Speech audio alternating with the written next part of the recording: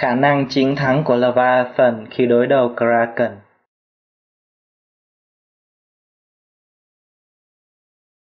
Admin hơi đẹp trai rất vui khi được gặp lại các fan hâm mộ của bạn có biết.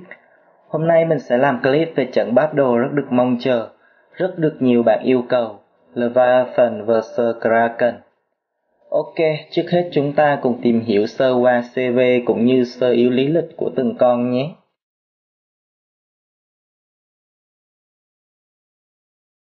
Kraken là một con quái vật biển khổng lồ trong thần thoại Hy Lạp. Nó đóng vai boss cuối trong phim Clash of the Titans năm 2010. Kraken đã tồn tại từ lúc con người mới được dựng nên. Thần cai quản địa ngục Hades đã tạo ra nó để giết các Titan, hay còn gọi là thần khổng lồ. Nó có hình dạng giống như một con mực khổng lồ vậy, có 2 bàn tay to, ngoài ra còn có 8 xúc tu khổng lồ nữa. Nó được xem là quái vật mạnh nhất trong tất cả quái vật thời đó, không tính Typhon vì được tính là thần. Ngay cả các vị thần còn phải sợ nó. Trong Kinh Thánh miêu tả thì Leviathan là một con thủy quái khổng lồ tung hoành khắp đại dương, có hình thù đáng sợ, sở hữu sức mạnh không gì sánh bằng, cực kỳ hung bạo và ưa thích mùi máu huyết tanh nồng. Nó là sự kết hợp giữa 3 loài vật tàn bạo, khát máu mà con người phải sợ.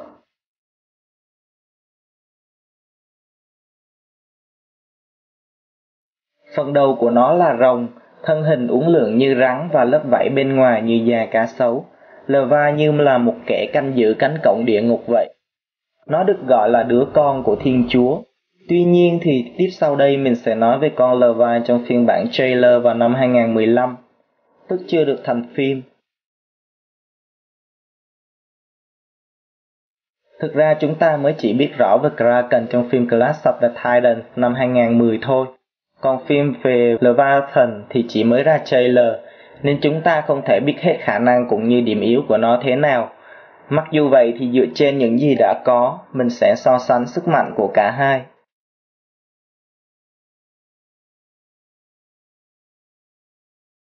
Đầu tiên về kích thước, mình không có số liệu chính xác của cả hai loài này, chỉ biết là chúng rất to lớn mà thôi. Dựa vào tỷ lệ kích thước trên màn ảnh thì có vẻ Kraken to hơn. Tuy nhiên để dễ so sánh thì mình sẽ cho hai con to bằng nhau. Leviathan sẽ có dạng như một con cá voi khổng lồ.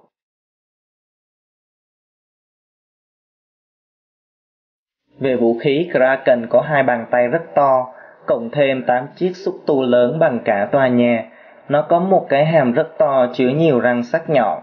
Kraken có lớp da rất cứng, không có thứ vũ khí nào có thể làm nó bị thương được. Từ trước tới nay chỉ có duy nhất đôi mắt của Medusa là có thể làm cho nó chết bằng cách bị hóa thành đá vĩnh viễn. Về kỹ năng tấn công, Kraken có thể dùng 2 bàn tay và 8 xúc tu để tấn công cùng một lúc. Ngoài ra nó cũng có thể cắn đối thủ bằng hàm răng to, chứa nhiều chiếc răng sắc nhọn. Trong khi đó Leviathan cũng sở hữu một hàm răng sắc như dao cạo vô cùng đáng sợ. Đôi mắt nó sáng quắc như ngọn đèn pha, cơ thể nó to lớn và chắc nịch như đá tảng. Ngoài ra trong bản trailer này ta thấy Levi còn có thể bay lượn trên bầu trời nữa.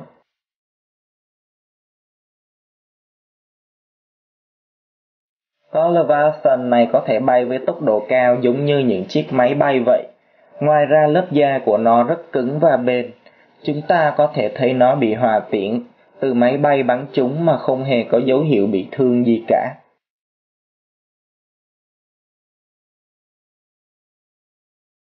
Giờ chúng ta cùng phân tích điểm mạnh và yếu của hai con này. Điểm yếu của Kraken là không thể bay được như Levi. Điểm mạnh là khả năng cận chiến tốt hơn do có một cái hàm mạnh mẽ. Ngoài ra nó còn có 8 xúc tu lớn và 2 bàn tay to khỏe, có thể phối hợp tấn công cùng một lúc. Điểm yếu của Leviathan là không có nhiều bộ phận cơ thể khác để tấn công. Nó chỉ có thể làm bị thương Kraken bằng hàm mà thôi. Điểm mạnh là có thể bay được. Nó có thể tiếp cận Kraken từ trên cao và ra đòn trước để chiếm lợi thế.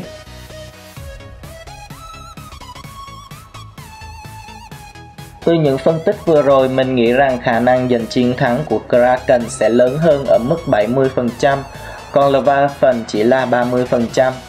Tuy nhiên đây chỉ là dự đoán dựa trên những gì đã biết thông qua phim và trailer. Chúng ta chưa biết được hết năng lực của con Levi cá voi đá này.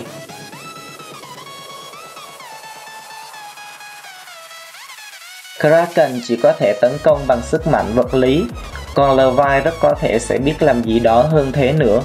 Ví dụ như phun lửa chẳng hạn. Lúc đó chắc chắn kết quả trận đấu sẽ rất khác.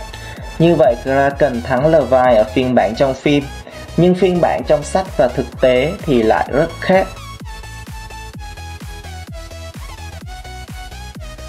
Đầu tiên là phiên bản thực tế. Trong lịch sử thì loài Leviathan đã tồn tại cách đây 12 triệu năm. Chúng trông như những con cá nhà táng khổng lồ với bộ hàm to lớn hơn vậy. Bộ răng to và sắc này giúp nó xé toạc những mảng thịt lớn trong nháy mắt. Con mồi của chúng là những loài cá voi lớn.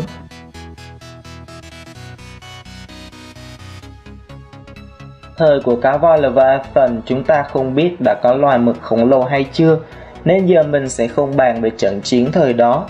Mình sẽ nói về cuộc đấu của hậu duệ của Levi và Kraken. Đó là trận chiến giữa loài cá nhà táng và loài mực khổng lồ thời hiện đại.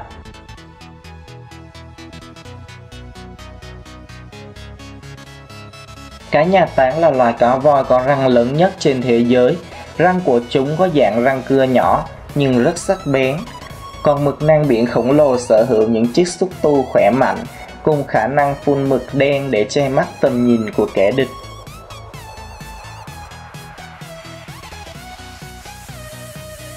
Cá nhà táng tấn công con mực bằng sức mạnh và tốc độ. Nó dùng răng cắn xé con mực. Mực nang biển thì quấn lấy kẻ thù và chống trả quyết liệt. Khi bị cá nhà táng tấn công, con mực sẽ phun ra chất lỏng màu đen mà người ta gọi là mực để tự vệ trước kẻ săn mồi, rồi bỏ trốn. Cá nhà táng có thể dài đến 20 m và nặng 50 tấn, trong khi mực khổng lồ chỉ dài tối đa 14 m và nặng 1 tấn. Với kích thước vượt trội cùng hàm răng mạnh mẽ của mình, thường thì cá nhà táng là kẻ chiến thắng. Mực khổng lồ thực ra cũng là món ăn ưa thích của nó. Tiếp theo ta hãy xét đến phiên bản con Leviathan trong Kinh Thánh. Trong thần thoại Hy Lạp thì Kraken được gọi là con quái vật mạnh nhất. Trong Kinh Thánh thì Leviathan cũng được gọi là con quái vật kinh khủng nhất. Vậy giờ chúng ta cùng so sánh xem con nào đáng sợ và mạnh hơn nhé.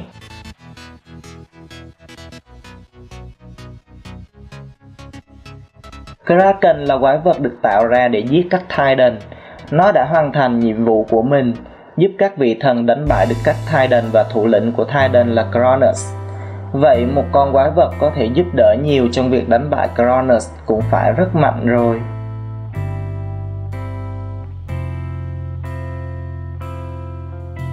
Tuy nhiên đối thủ của nó có vẻ còn lợi hại hơn rất nhiều nữa.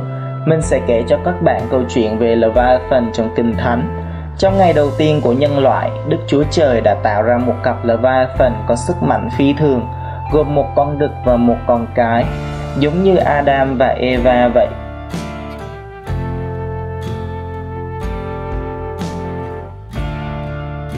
Chúng được ban cho sức mạnh và trí khôn. Bộ vảy chính là niềm tự hào của nó. Im lặng như một con chó biển, nhưng khi lại gần nó, không khí dường như biến mất. Tiếng hắt hơi phát ra làm thủng cả màng nhĩ, và đôi mắt của nó bừng sáng lên như ánh nắng buổi bình minh.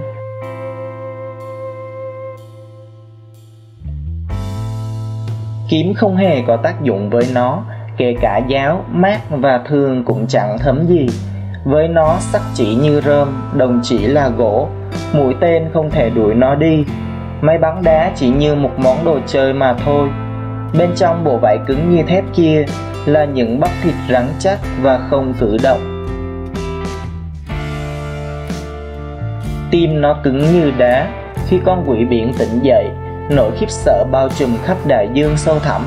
Hơi thở của nó chứa đựng một sức nóng lớn như những dụng cụ hàn, làm nóng chảy kim loại, như có ngọn lửa muốn phóng ra khỏi miệng và cổ nó thật dài.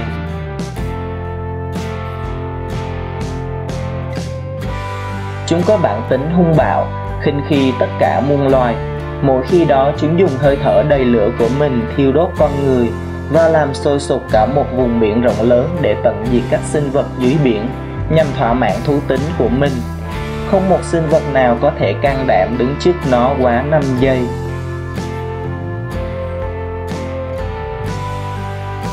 Trước những gì cặp đôi hoàn hảo này thể hiện, Thiên Chúa e sợ chúng sẽ phá hủy thế giới, diệt sạch muôn loài, đồng thời lo ngại sự sinh sản của chúng sẽ gây ảnh hưởng đến sự tồn vong của trái đất, nên đã giết con Levi cái. Con đực sau đó càng tức giận và hung dữ hơn, nên cũng bị Thiên Chúa giết luôn. Với những gì được ghi lại thì mình nghĩ rằng Leviathan là con quái vật mạnh nhất trong Kinh Thánh, và nó cũng là vua của đại dương, tức mạnh hơn Kraken. Levi giống như một con rồng biển khổng lồ hung dữ, ngoài ra nó còn biết phun lửa nữa, khác hẳn với con cá voi đá biết bay trong đoạn trailer kia. Kraken có thể bị giết bởi các vị thần hoặc là bị hóa đá bởi Medusa, trong khi chỉ có Chúa Trời mới có thể giết được Leviathan. Như vậy ta có thể kết luận, trong phim thì Kraken có lẽ mạnh hơn Levi, còn trong thực tế và trong sách viết lại thì Leviathan mới là chúa tể của biển cả.